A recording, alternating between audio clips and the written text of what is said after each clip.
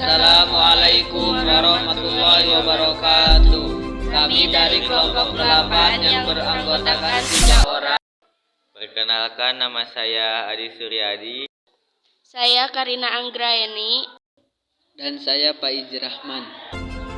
Kami akan mempresentasikan tugas kepegawaian tentang evaluasi tata kelola administratif perkantoran.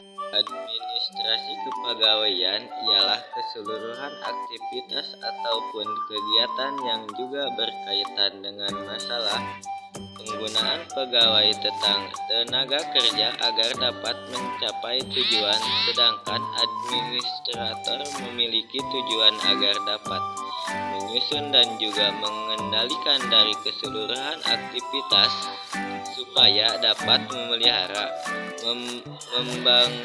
membanggakan, mendapatkan ataupun menggunakan para pegawai dengan sesuai dari beban kerjanya sehingga dapat mencapai tujuan dari organisasi ataupun perusahaan yang sudah ditentukan sebelumnya. Pengelolaan administrasi kepegawaian. A. Biodata pegawai.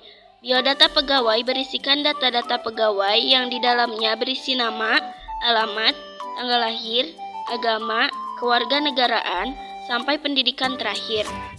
B. Sejarah kepangkatan atau jabatan. Sejarah kepangkatan atau jabatan berisi data tentang guru atau pegawai dan apakah seorang guru tersebut pernah mendapatkan kenaikan pangkat atau jabatan. C. Sejarah pendidikan formal.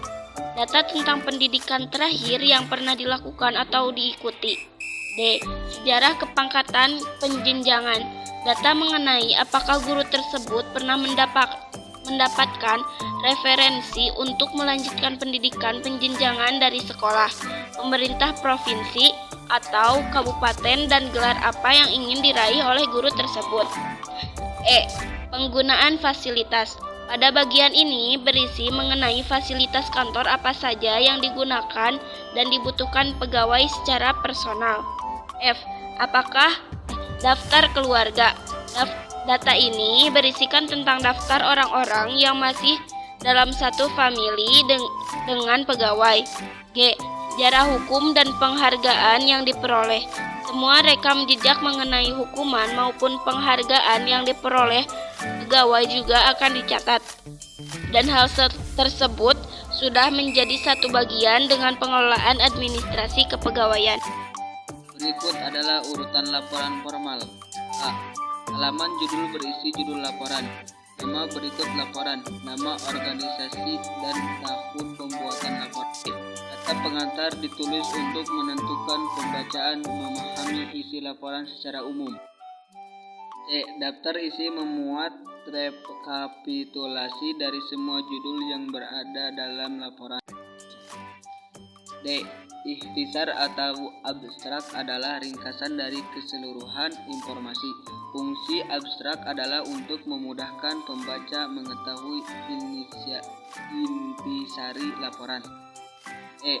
Pendahuluan berisi maksud dan tujuan laporan, ruang lingkup laporan, sumber informasi, dan kapan tugas dilaksanakan.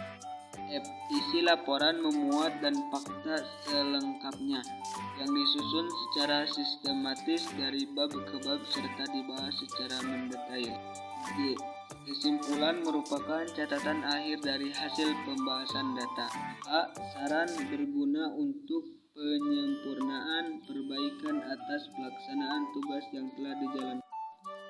I. Laporan berisi data primer yang diolah, pedoman, wawancara, kuesioner, data sekunder, serta dokumen-dokumen lain yang mendukung validitas data dan proses penelitian.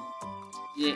Daftar pustaka adalah kumpulan sumber data sekunder, khususnya dari buku-buku baik yang bersifat teoritis maupun praktis. Teknik penyusunan laporan pengelolaan administrasi kepegawaian. 1. Tahap persiapan. Pada tahap awal ini harus terjawab beberapa pertanyaan penting seperti hal apa yang akan dilaporkan, mengapa hal itu harus dilaporkan, kapan laporan akan disampaikan, data apa yang penting baik sebagai data utama maupun data pendukung. Dengan terjawabnya beberapa pertanyaan ini, maka akan dapat dirumuskan secara jelas latar belakang dan masalah laporan, tujuan laporan, target waktu laporan, data yang relevan untuk disajikan, dan sumber-sumber data. 2. Pengumpulan dan penyajian data. Setelah itu, langkah berikutnya adalah merencanakan pengumpulan dan penyajian data. Dalam proses pengumpulan harus selalu mengacu pada permasalahan dan tujuan yang telah ditetapkan. Data yang diperoleh dari berbagai sumber, baik sumber primer maupun sumber sekunder. Setelah dikumpulkan, kemudian data itu dikelompokkan, data mana yang menjadi bahan utama dan data pendukung atau penunjang, dan penyajian data. 3. Sistematika laporan tahap.